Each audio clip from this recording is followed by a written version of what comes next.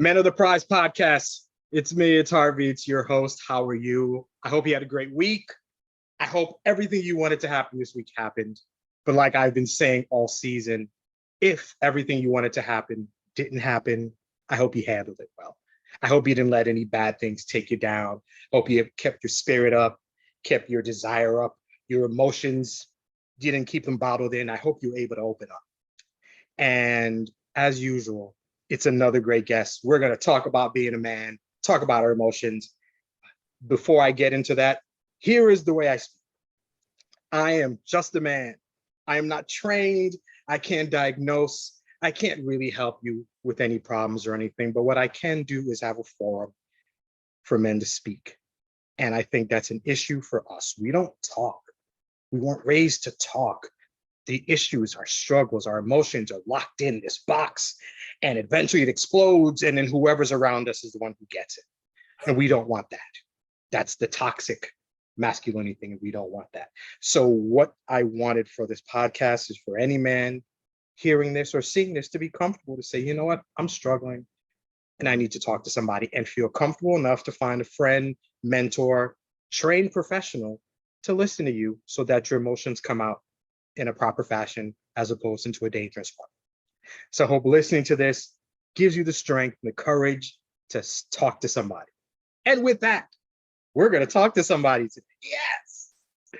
Our guest is Dr. Terry Wager. Is it Wager? It is Wager, just like a bet.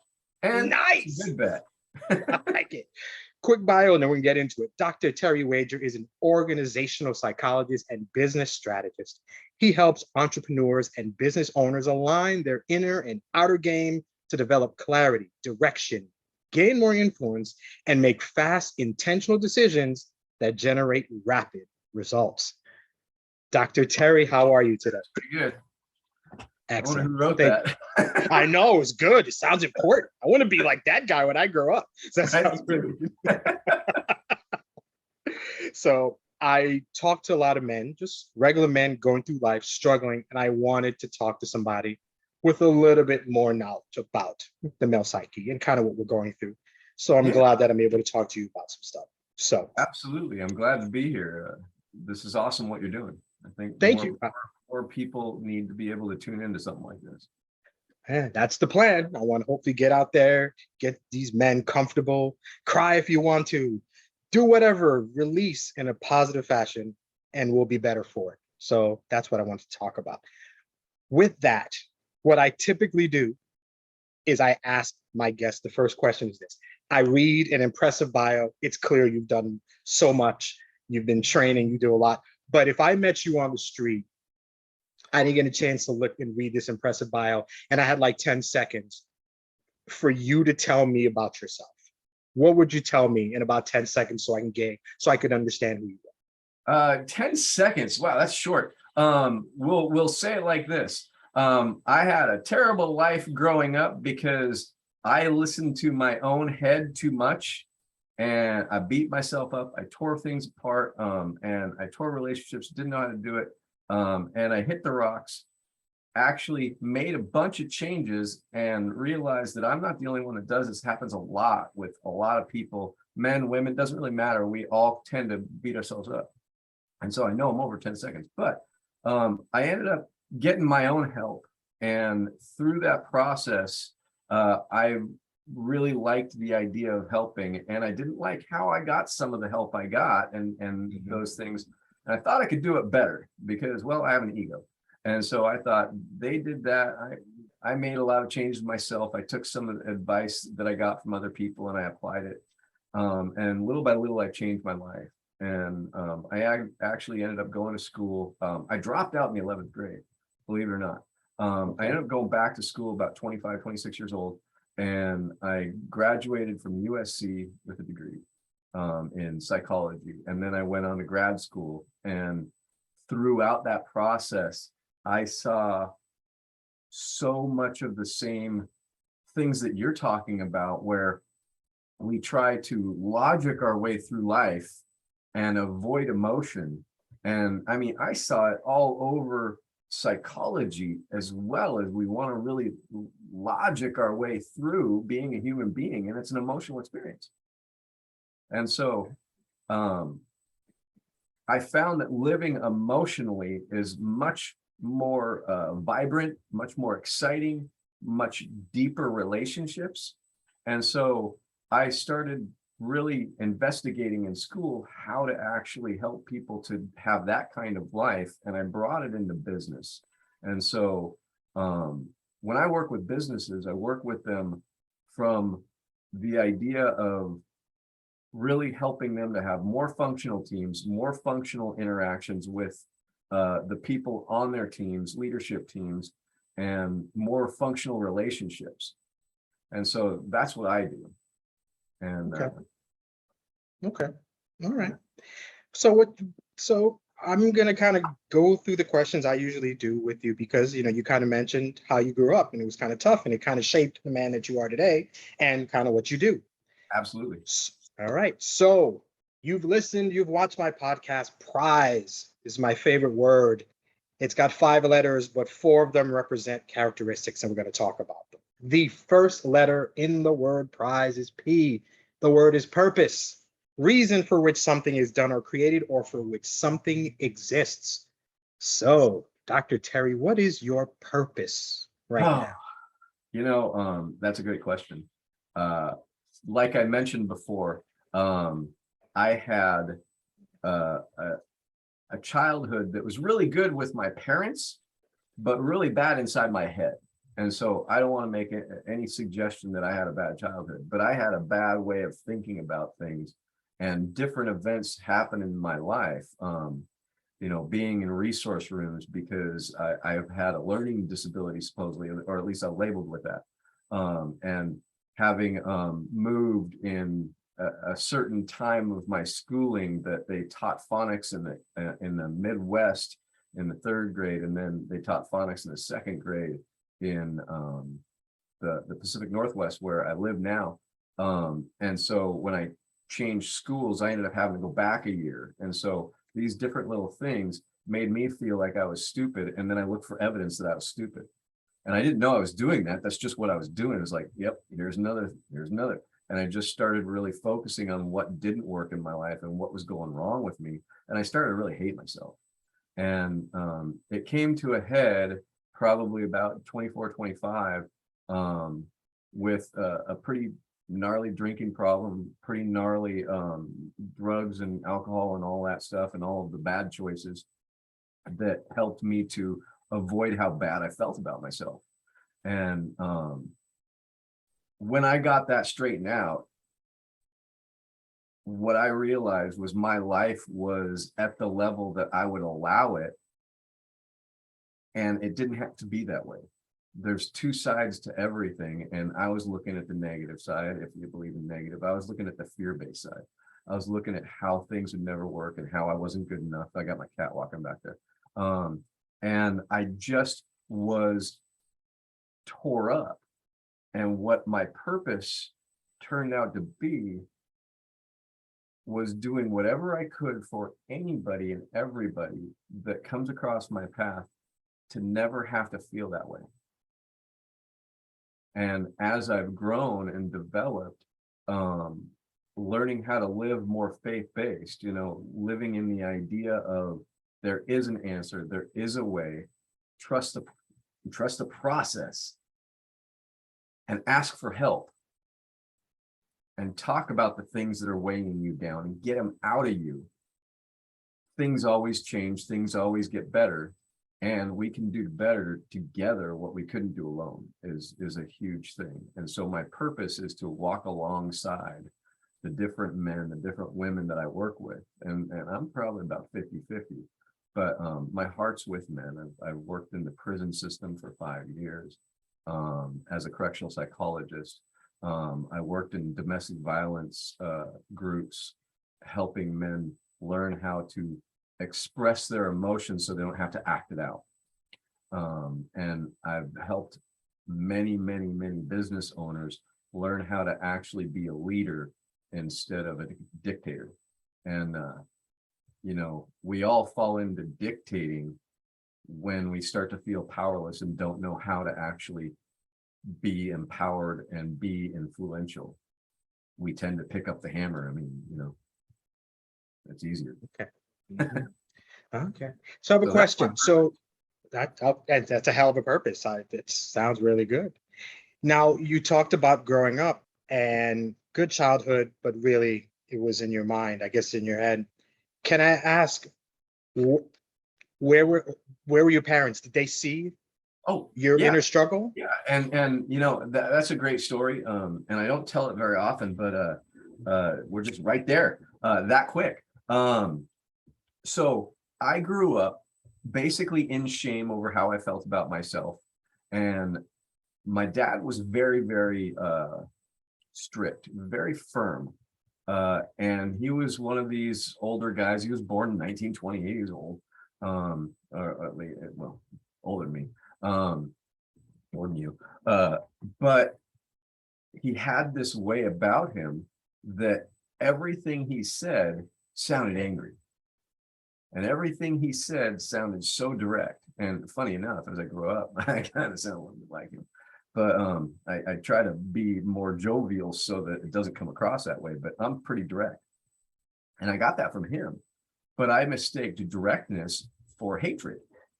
And because I had that mistake going on in my head, I couldn't check with him because I'm pretty sure he doesn't like me. I'm pretty sure I'm a disappointment. I'm pretty sure that I have not done anything that was good. And so I walked around on eggshells, fearing what he thought of me. And I didn't know how to not do that because that's what I trained myself to do. I trained to avoid, and I'd get into trouble and then I'd hide stuff, and then he'd get mad at me because I'd hide stuff. And I had a conversation with him the night that I graduated from my undergraduate program, and he had a couple of drinks too many, and I was sober for about 7 years at that point, but he wasn't, and he had a couple of beers. And he was a lightweight at the same time, but he started breaking down, crying about how grateful he was that his boy, me, got straightened out and got on the right road because he failed me. And what I found out that night, and I'm getting all misty here, what I found out that night was that the same upsetness I had over failing him, he had over failing me, and we never talked about it.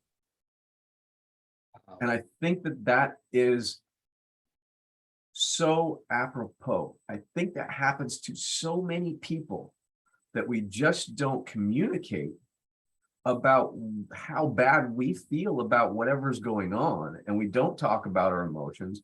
And we just live in this is what we do world. So we never really connect. Wow. Communication. I also do a podcast with my wife, and we talk about relationships and stuff. And obviously, communication is important. Communication is key. Cliche stuff like that. But it's incredibly obvious hearing you talk about your relationship with your father, and how much simpler would life have been if at some point you could have just said, I'm trying my best. I really want to impress you, blah, blah, blah, whatever. I want you to be proud of me, Dad. And your dad is like, I am proud of you, blah, blah, blah, whatever.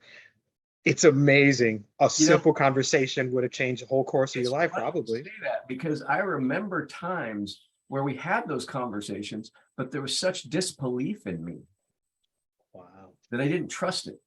And when I work with teams, when I work with leadership teams, we work from a model called the Five Dysfunctions, and the base is absence of trust.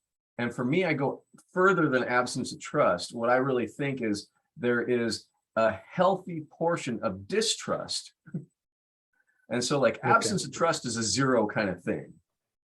But I think that people walk around with so much distrust that they're walking around with contempt. They're walking around suspicious, and they're walking around knowing that there's a game going on that they're not really sure what it is. And it almost sounds paranoid as I say it. But when you see people, oh, this is a scam. Oh, they're not really going to follow through. We live in this protective filter looking for the problem. And if we do that, we really annihilate any chance to come together. And one of my colleagues, friends, even a mentor a little bit, a guy named Pat Lencioni, talks about the idea that politics comes from conflict without trust. But healthy debate, where we can actually move forward in our business, in our lives, in our relationships, make great decisions, comes from the same conflict with high levels of trust. And when you know somebody's not going to leave, when you know somebody's not going to attack you, you can tell them anything. But I know from my experience, I'm going to get kicked out of my house. I'm going to get yelled at. I'm going to have things taken away. I'm going to have all of these problems. None of these things my dad actually did, but I knew he would because I told me. And why would I lie to me? Well, turns out I do. And it turns out that we all lie to ourselves, and we all, from that protective filter, I use protective filter as the idea of an ego. And ego, Freud brought up the ego a long time ago. I use it differently. I believe the ego is that thing that protects us. So like our spacesuit, we need it for the journey. However, it constantly creates problems because it also points out all the possibilities of what's wrong. And as it does that, we eliminate great opportunities to connect with other people, to share what's going on with us, to listen to what's going on with them. We just don't do it because we know that there's another thing going on, and we sit there and listen to ourselves instead of the other person. And in fact, what I did a lot, and I know this happens because I did it myself, as my dad go, I'm really proud of you. And I'd be like, what he's really saying is he's ashamed of me. And it's like, how do you get that from there? But I would. And I remember this as a kid, I would be like, yeah, he really thinks he doesn't want to hurt my feelings. It was like, how do you just destroy a message like that? And I was very good at it. I could annihilate a message. I remember my mom would go, you're so handsome. I'd be like, why would you lie to me? I'm like, what the hell? Very unhealthy. But it was because I listened to my own head. Any idea where did that come from? I think everybody has a little bit of that. I just had it on steroids, and I fed and watered that fear so much that it grew into a human eating thing. And really, I don't think that there's anybody that doesn't have that protective filter. We all have it. We all have that, what people call negative self-talk. I think it's just fear talk. It's not that I'm not this or that. It's that I'm afraid they think I'm not. But my head can't actually give me the message fast enough. If it goes, they might not. So they get rid of they might not. And it goes, they think you're terrible. Oh, shit. And we just experience that constantly. And if we've closed ourselves out to the faith of people like me, people are good, people care, and we look for the evidence that they don't, that voice gets louder and louder and louder. And that's the noise of the world. And we have no idea that it's happening while it's happening, because it's like a virus in our computer system. And it just grows and grows and grows until it's infected everything. Wow, that's deep. I'm kind of hearing myself as I hear you describing it. This is so interesting. Okay, let's continue. The next letter in the word prize, the word is resilience. Resilience is the capacity to recover quickly from difficulties and toughness. I kind of feel like you kind of touched on it with what you were talking about before, but hey, can you give us a situation or something that happened in life where you discovered a kind of resilience that maybe you didn't know that you had? So as I've changed throughout the years, one of the things I noticed is that I got the two voices in my head. Now, I don't know if anybody ever has talked about that. I know that a lot of people have that idea. But the way I think about it is that protective filter talks to us. And then we have a still small voice also, and it's much deeper and it's much more quiet. And the thing that thing is saying is, it's okay, you're okay, everything's okay. You just need to take the next action. That's all it's doing. Just take the next action. Take the next right action. And we sit there, and the next right action is being honest. The next right action is talking to somebody else, asking for help. The next right action is telling on ourselves when we're wrong. The next right action is some kind of unity move. When we're separated, and that's what that piece of us, that protective filter wants to separate us so we're always safe, but then we're freaking lonely. And so at least nobody's going to hurt us. The other part of us wants to connect and wants to be of service, wants to be a part of a group. And that still small voice, for me, I believe that's the God inside of us. And I heard this thing a long, long time ago, and I grabbed onto it, and I've held it ever since I stopped drinking. And it's down deep inside every man, woman, and child is a fundamental understanding of God. And I just love that idea. And it doesn't matter what God you have. It doesn't matter what your understanding of God is. For me, I started out with group of drunks, good orderly direction, just an acronym, because I couldn't stand that there might be a deity, because I'm pretty sure he didn't like me either. And it's like, I'm in trouble here. He's gonna smite me. And honestly, that's where a lot of my problem came from, is I was afraid that if there was this higher power thing, it didn't like me. I really believed nobody did. And it was because I didn't, but I didn't know it. But when I started to go, okay, maybe I'm wrong about all of this stuff. Maybe I'm wrong, and I'm wrong about everything. And now one of the questions I ask some of the people when they start working with me, I was like, what if everything you thought was a lie? Because it is, it's a story. We've created our whole environment, our whole story, everything we believe. So what if it's a lie? Now what? That's shaky ground. And what the great thing for me is, and this goes back to the resilience thing, is if everything I know to be true is a lie, then I'm not as bad as I thought. And they might not hate me. And it might not be difficult. And I might have a chance. And I might be able to do things different. And so instead of having this belief that it's not going to work out, that things aren't bad, that people don't want to, there's no good people in the world to work for you, all of it's a lie. It's just one thought that we grabbed on. Now, here's a really interesting stat that just blew me away. We have 80,000 random thoughts a day. That's like 2,200 to 3,300 a day.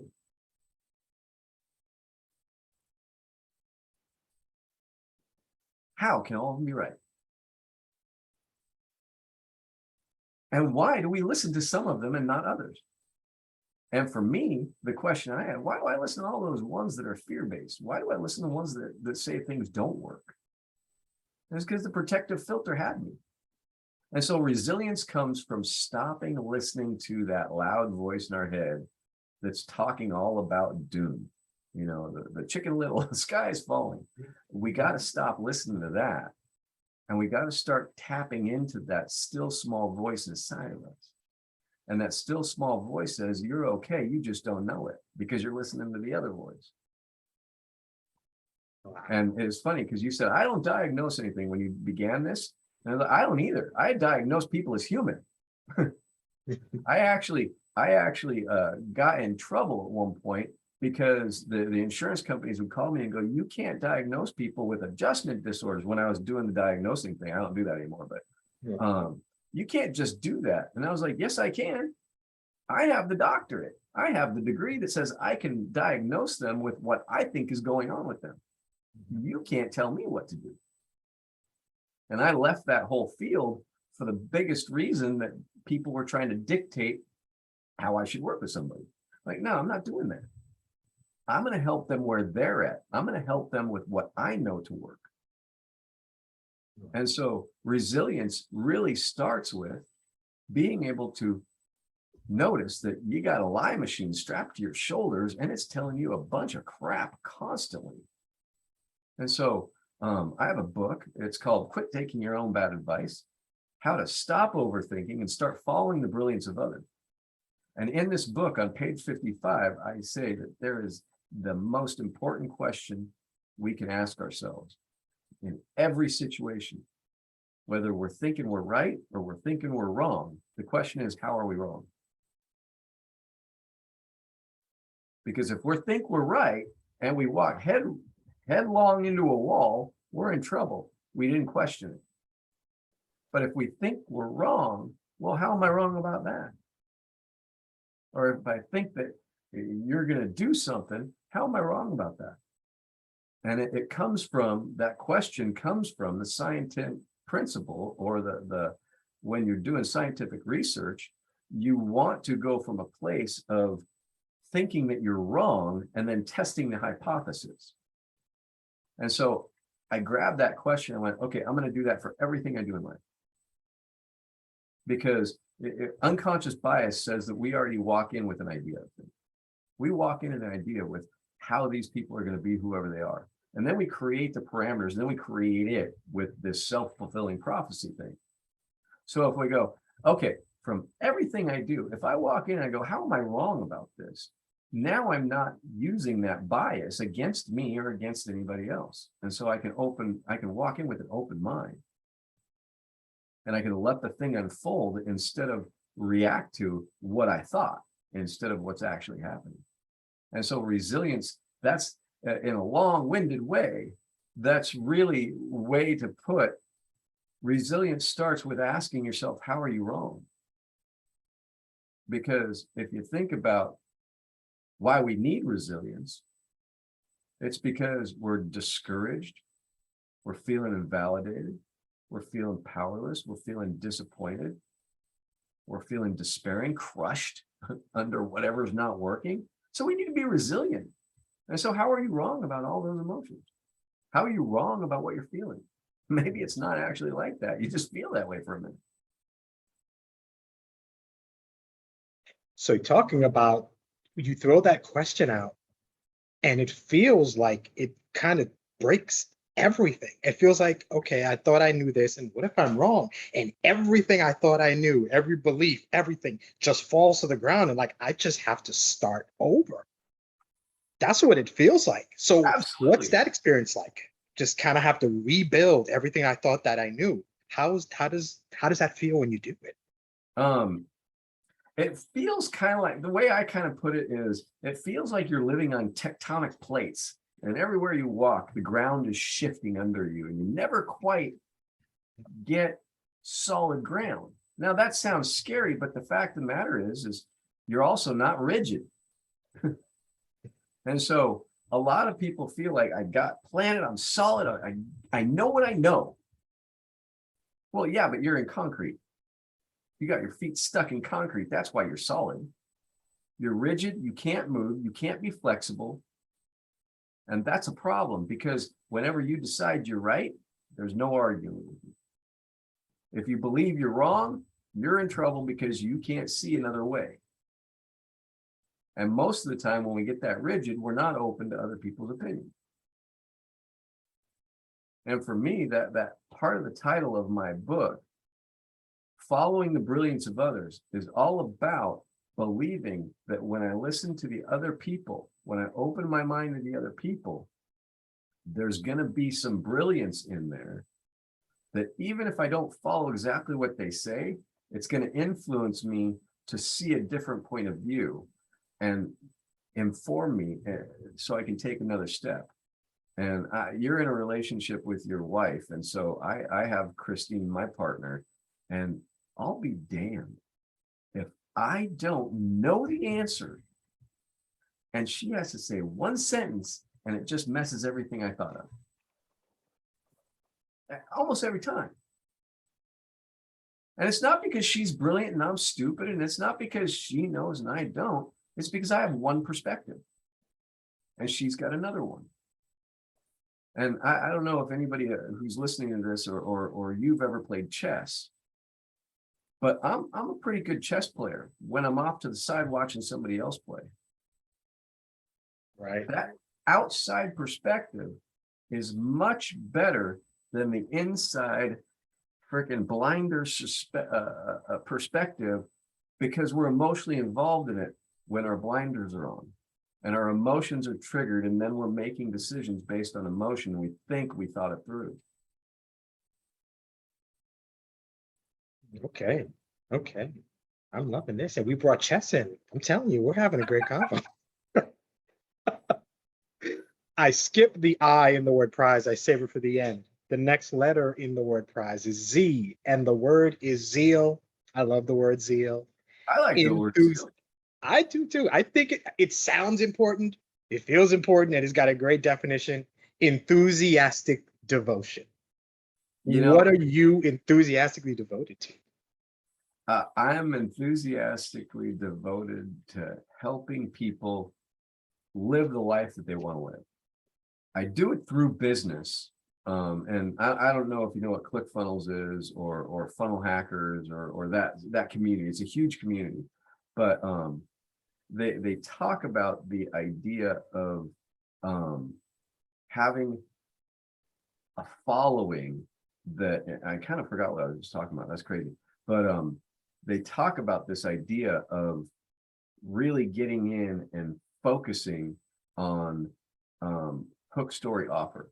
And you got to have a hook. And for me, that hook is a life worth living.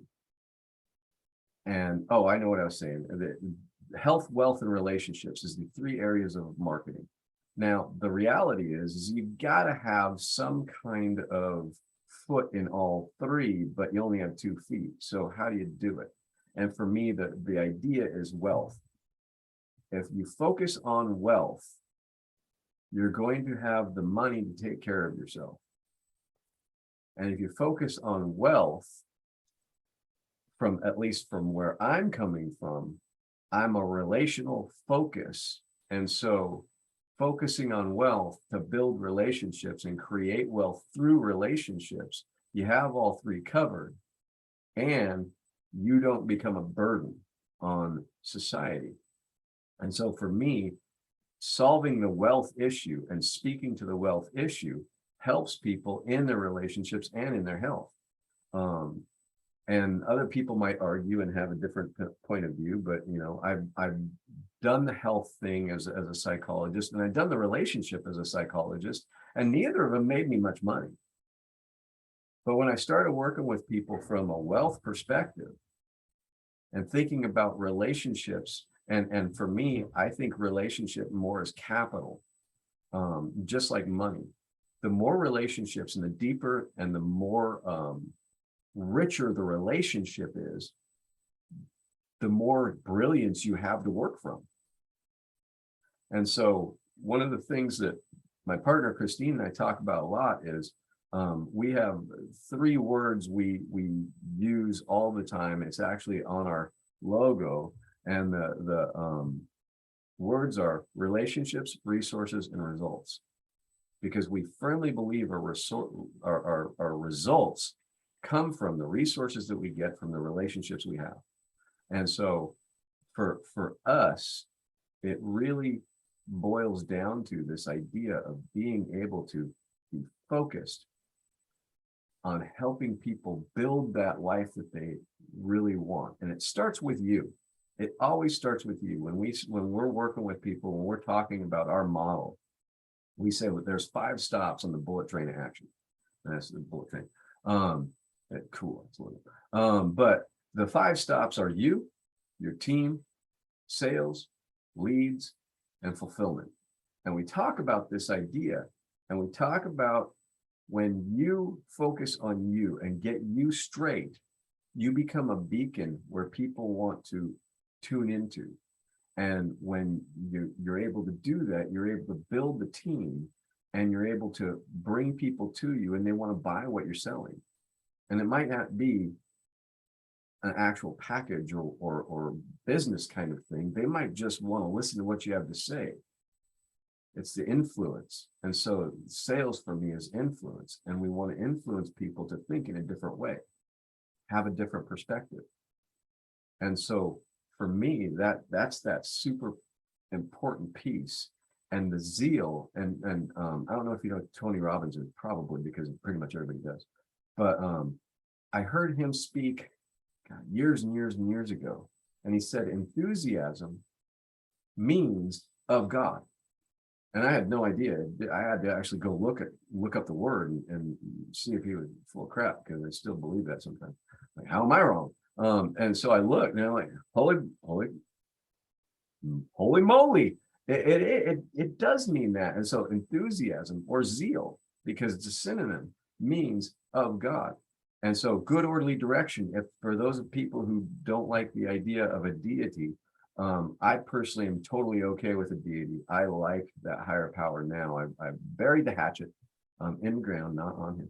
But I really firmly believe that when we're tapped in to that purpose that I was talking about before, that you asked me about before, and we tap into the idea of being of service to other people at that level, that's where zeal comes from.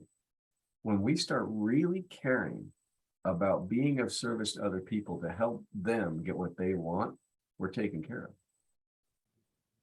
of. Okay. All right. I like that. Do you remember the moment, maybe the time, part of your life where you discovered what your zeal was? I do. It just is weird. I was a cook in a restaurant before I ever went to school. I was about 20, 25, 20, 26. I was about a year sober, and I was working with this kid who had been working with us in the kitchen for about 6 months or something like that.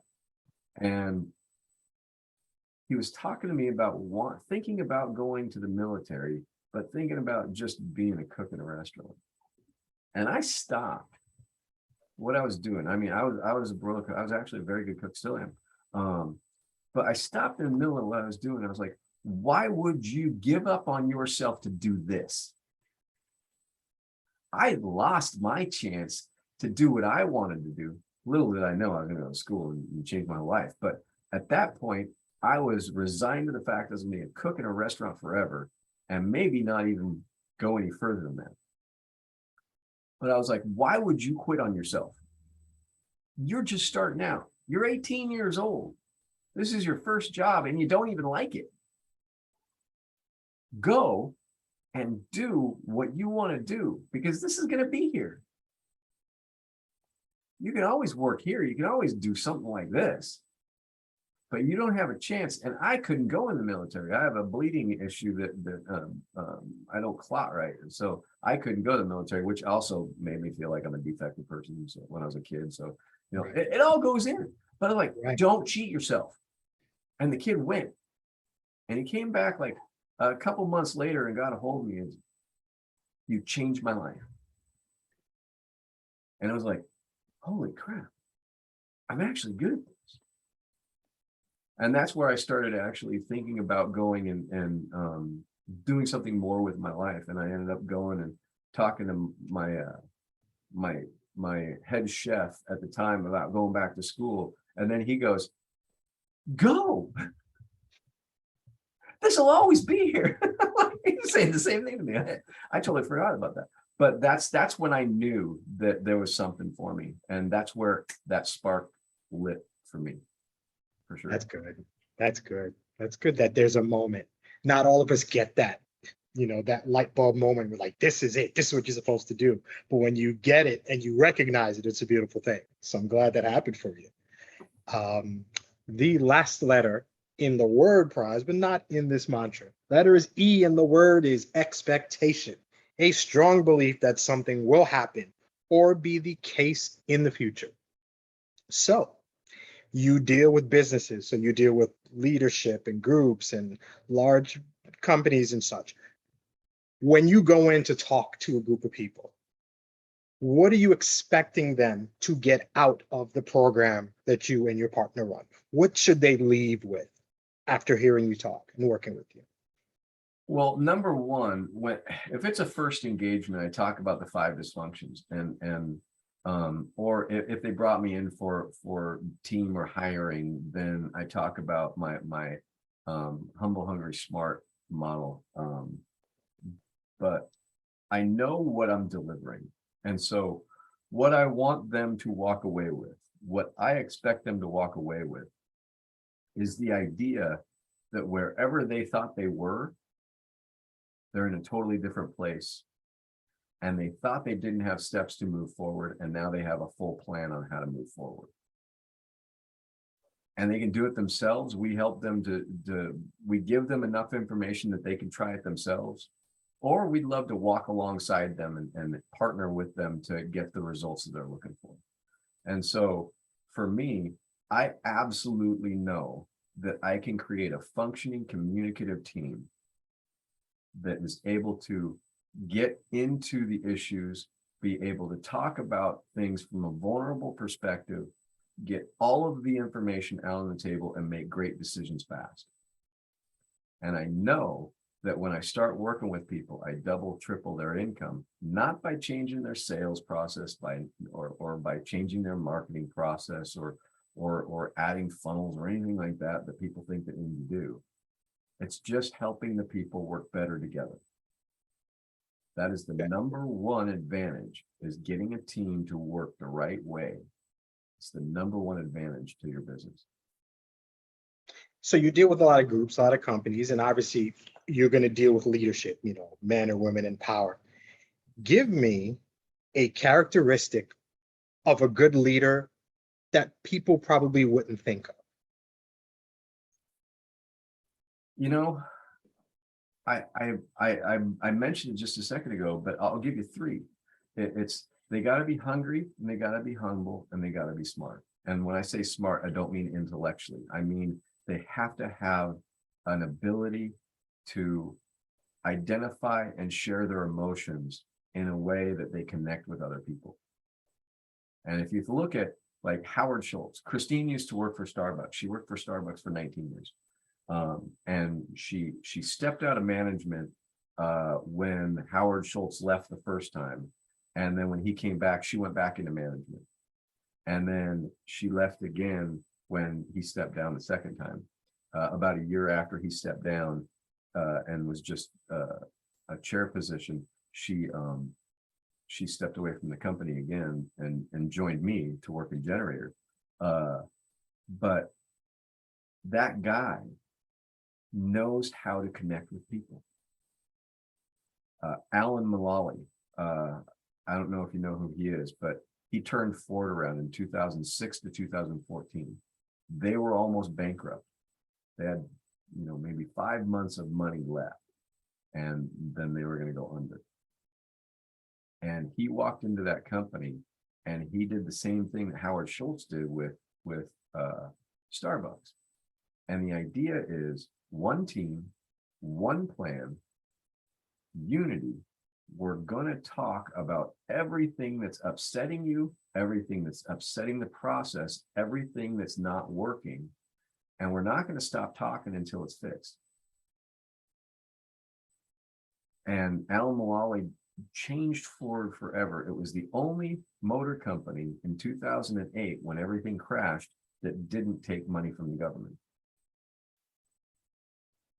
And before he did Ford, he did Boeing the same thing during the 2001 crisis, and nobody was buying planes. They were in trouble. And Alan Mulally came in, one plan, worked really hard, got his team doing what they're doing, and turned Boeing around too. And so over and over, when we look at the leaders, they have resilience, but it's because they're hungry. They have a drive, they have a desire, they have a zeal, right? And they're humble enough to know they can't do it alone. And so they build teams that are just phenomenally powerful. And you don't have to get the right person. You have to get the person who's able to be vulnerable and honest. But not, and I'm not talking about honest like I didn't take money. I'm talking about how I felt. Being able to admit when you're wrong, being able to admit when you feel embarrassed or humiliated, being able to admit when you have hurt feelings, being able to admit when you feel inferior. That is such a problem for people. And I'd say the top three problems that leaders have is they're afraid their business is going to fail, so they don't actually ask for help because they don't want to admit it. And they're embarrassed about where they're at and they feel inferior. And those three problems are exactly the opposite of humble, hungry, and smart. And they will take a company down. Good. It sounds like to run a good business, you need to treat it like a relationship. Absolutely. 100%. And in fact, to have relationships with others, you have to treat yourself like a relationship. It's one of the keys that I focus on is like, okay, you have a wife. What's your wife's name, Harvey? Carice. Carice. If you grab Carice by the wrists and try to pull her around, she's automatically going to pull back from you, right? If you know, even if we're just playing and wrestling, the other person starts to wrestle back. We do not like to be controlled. But then what our culture has taught us is we're supposed to control our emotions. So we're supposed to control ourselves, grab ourselves, and keep our, coming after me. We got that thing. We do the same thing with ourselves. We try to control ourselves. We hold ourselves hostage and try to control our emotions instead of have a relationship with ourselves. What if instead of trying to control our anger, which is a behavior, by the way, it's not an emotion, we actually identified how we felt powerless? How are we feeling inferior? How are we feeling disappointed? How are we feeling jealous? Just identifying the emotions and being honest about it. Now we can sit with ourselves in honesty, in humility, that we felt that way for a minute, maybe two. But this too shall pass. And as long as we don't act on that, we don't act out, and then we can ask for what we need from whoever is in our corner. But people don't do that. People don't identify their emotions. They try to get other people to do what they want so they're happy. Okay. And it's a process that I came up with, man, around 2003, when I was working with severely emotionally disturbed kids. I started identifying the emotions that I saw them having, or I felt when they were doing what they were doing. Like, wow, you're feeling really powerless. You just threw that desk across the room.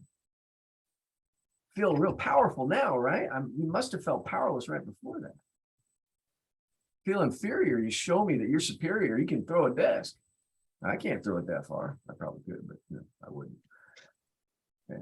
You feel invalidated, like nobody's listening to you. And these kids, as I'd identify the emotions, would calm down. Freaking bizarre. Like, wow, I watched this person at a freaking, 12.5 on a scale of 10 go down to a 9, 8, 7. As I identify, you feel really lonely right now. Like nobody listens. Disconnected. Nobody's talking to you. Nobody can hear you. Must be really hard. And then the kid would turn right out of his rage, like raging, turn and go, I do feel that way. Whoa, I'm onto something here. And so I created this list of emotions.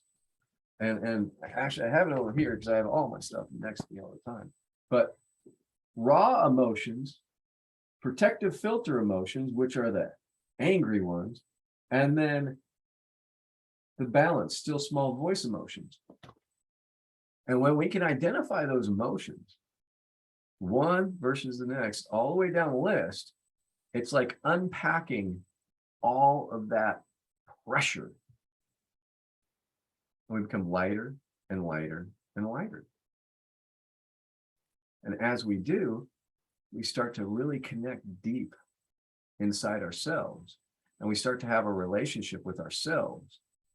And what's really cool is when we can identify those emotions so easy, when somebody else tells the story, when somebody else talks about whatever's going on with them, we can identify the emotion that they're talking about. And so it becomes an emotional conversation. And in relationships, it just makes us stronger and stronger and just so connected, so understood, so empowered because people get it. They can identify the emotion. But in business, when we do it, it starts to create confidence, and it starts to create a knowing that these people can help. And it just increases the ability to do deals. It increases the ability to make sales. It increases your marketing. It increases everything, because we are emotional beings and we can identify the emotion. And when we connect to somebody and we can recognize on an emotional level, that person gets me, we want to be in their space. The last letter in the word prize, it is I. I don't give it a word because I think it just represents the person. So in this case, I'd be talking to a man. But when you're talking about this program that you do, I feel like these businesses that you kind of come in and you help them succeed and make a lot more money, it feels like if I break it down, if I get really simple, if I simplify it, it feels like you're just making a bunch of good people and then you're putting them together, and then a bunch of really good people can do amazing things. Absolutely. So I ask people that in the I, when you take away all the stuff for men, it's, I'm a husband, friend, father, teammate, employee. When you take all that stuff off, who are you? I'm going to ask you, because obviously what you do for these businesses is a great thing. But when you take away all the titles, all the shackles that are thrown upon us men growing up and every day, who are you when you think about your past, your experiences, your struggles in your head, your successes? Who are you? I'm a child of God. You. I'm just a silly human being trying to get along in the world. And the more I can remember that, and I have a saying that a big group of people that I hang out with sometimes, Rule 62, don't take yourself so seriously. And it actually comes from a story where people were trying to put a hospital together in 1955 or something. I can't remember exactly the year, but they were putting this hospital to save all the drunks in the world. And they were putting this thing together, and they had all kinds of people making all kinds of rules about how they were going to do it. And it created infighting in politics, and everybody's mad at each other. And this guy actually made a little book about this big, about like that big. And across the front, it said Rule 62. And 62 pages. And inside every page, it had one sentence that don't take yourself so goddamn seriously. And so I remember that. I try to live by it, and I take myself way too seriously most of the time. But I try to take myself less seriously. And the second piece of that is like, and I added this, because if you take yourself too seriously, no one else will. And so, and I realized that, and I put that on the end of that sentence, because nobody took me seriously when I took myself too seriously. But when I joke and I be a goofball, people start listening a little bit more. And so I am just a goofball trying to get my way in life. And if I can help people have a different perspective on their stuff in their life, then I want to be able to do that for them. And so, yeah, I'm a goofball. I have a good time. I play. I make people laugh. It's fun. I actually went and got trained in hypnosis as part of my psychology years and years ago. And when I stopped being a psychologist doing therapy, I was like, I like that hypnosis thing. I think I'll go get trained in stage hypnosis. And so now I do stage hypnosis shows that are just super, super funny, because humor is so important, and being able to have good fun and laugh about the power of the mind and how we can get ourselves all locked into ideas that don't exist. I use the whole thing to entertain people, but also teach a very, very strong lesson that if you believe it, you're going to make it happen. I get people like seeing little green men singing on their shoulder, and people barking at dogs under their chairs, and doing dances and thinking they're pop stars and all kinds of stuff. It's just funny as heck. But it all goes back to, if we can take ourselves a little less seriously and realize that most of what we're telling ourselves isn't true anyway, we can start to really enjoy our relationships, knowing that we're not that big a deal and we're not that small a deal. We're just a deal. We're just human, and we can have an awesome time when we walk into a place with humility, knowing what we're good at and knowing what we need help with. And when we can ask for the help, we're better together. Well said. We're so much better when we are comfortable depending on somebody or asking for help or knowing that we don't know it all. Absolutely. That's so good. That's so good. Thank you for answering the questions in the prize mantra. And that absolutely. This is fun. This is good. I throw a few questions in to end, and I'm going to change them a little bit because of our conversation. Okay, I'll ask you, what are you afraid of that you cannot control? What am I afraid of that I cannot control?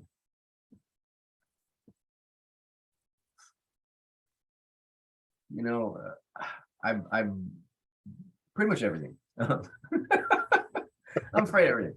I'll put this way. My ego is afraid of a lot of stuff. I'm not really afraid of a whole lot, but my ego is afraid of a lot of stuff, and it still has the ability to grip me and take me where I don't want to go. Watching cars come too close scares the crap out of me. Watching my bank account go below a certain point, that scares me a little bit. Watching my credit score goes down, it triggers me. Now, it doesn't really grip me, but I tell you what gets me the most. At least it did. I haven't done it for a long time, but my parents lived on the 20th floor of a building, and you go out the elevator and there's a fence.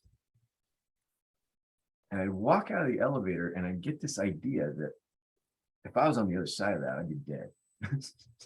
It just freaked me out.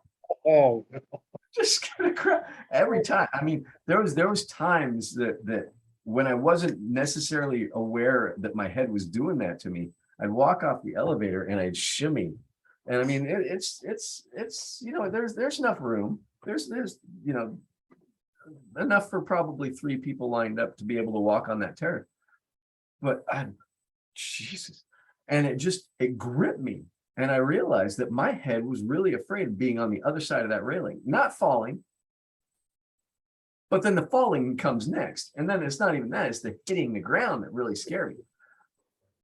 But just freaked me out. It's like, man, my head can really get me. It knows exactly. It's not about the falling. It's not about the hitting. It's like being on the other side. And that last thing, like Wile E. Coyote, looking at it going, just fall. Like, where does this come from? But that was paralyzing to me. It's interesting. It's interesting. Our heads. Oh my goodness. Yeah, I love that. That's a great answer. The other side of that coin is, what are you afraid of that you can control? I'm afraid of telling the truth to people sometimes. I like that. I get gripped by the idea that they might get mad at me. And that's something that I've dealt with all of my life. But in 1995, when I stopped drinking and I got sober for the second time, I tried in 1988, and it took for about 3 years, but then it kind of fell apart. But in 1995, one of the tenets of the program that I belong to, and I mean, it's not all self-help, but what other people think of you is none of your business. Well, it's a great statement, but it doesn't mean I don't care. And it doesn't mean that I don't get scared. And like I said, I'm scared of everything to a degree. But that's where courage comes from, is to walk through it and do it anyway. I'm scared to lose money. I'm scared to launch a product. I'm scared to be able to go into a company and have them laugh at me or tell me that I don't know what I'm talking about. And I mean, I've been doing this for over 20 years, and I've been changing people's lives and changing people's perspectives. And I still get scared that they're not going to believe me.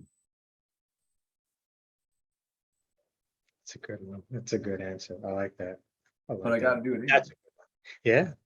Got to step out, hope for the best. It's a fear, but you got to conquer it. I like that. Honesty, it's a beautiful thing, but the response that you may get makes it a scary proposition. I understand what you mean. I'll tell you the truth, but maybe you didn't want to hear it, and it may affect our relationship. I know what you mean. I know what you mean. Last question, completely off the point, but I think it's interesting. When I did this podcast is because I wanted to talk to men, and we don't talk and whatever. And one thing that I thought, and I may be wrong, and now that I'm talking to you, I'm going to question it. But my thought was that the reason a lot of men don't talk is because we didn't have somebody to talk to, somebody comfortable that we felt comfortable enough to tell our thoughts, our struggles, our issues, whatever. And I got to the point where I was asking a lot of men, do you have, and by the way, I'm going to exclude your wife, your parents, do you have a person in your life right now where if you did something really dumb, really stupid, that's just not of your character, and you can't even believe you did it, but you did it? Do you have a person that you could pick up the phone, call them, tell them, I just did some really stupid-ish? I am excited to be able to say it with zeal that I have about 50. That's amazing. But it's because I've cultivated those relationships over the last 25 years. And some people I haven't talked to maybe 5-6 years. I can pick up the phone right now and say, I am in trouble. This is what happened. And they'll judge the crap out of me and not condemn me. and I say that in all humor, but the fact of the matter is we're all judgmental, but these people won't condemn me. They'll be like, that was stupid. And I mean, I totally was, but I could tell them anything. And I've built these relationships off of complete honesty of, the different things that I've done in my life, the different things they did in their life, the ability to share the emotions and really dig deep into what it means to be a human being alone in the world versus together.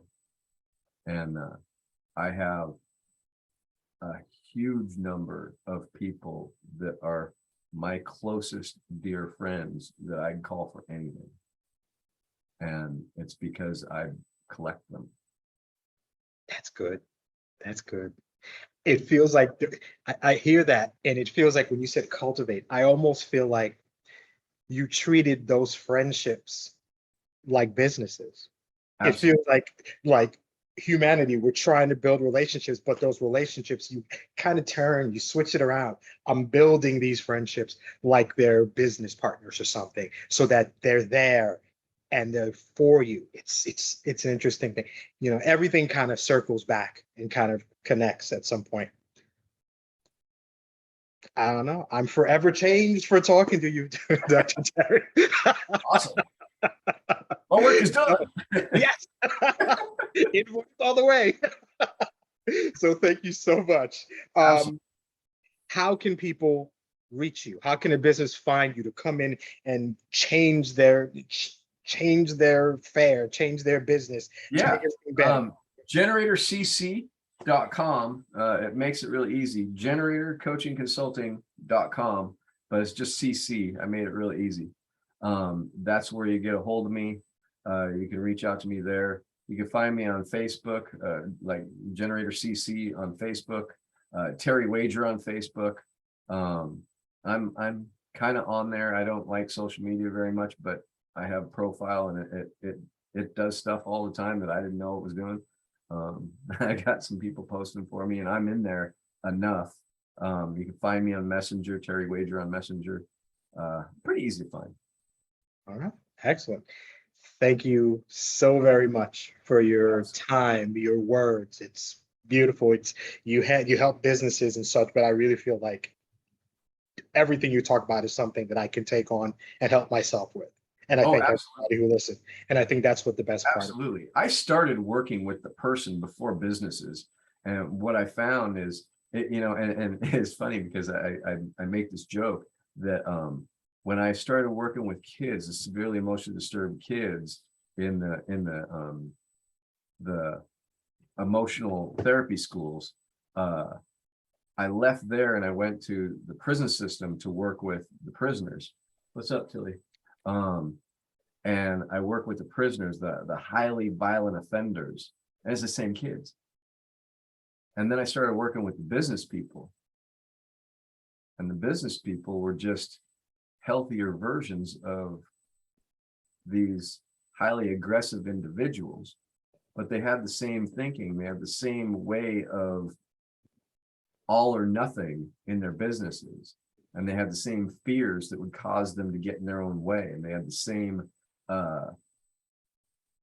stubbornness when they decided they were right about something, and they had the same desire to grow, but none of them know how to do it.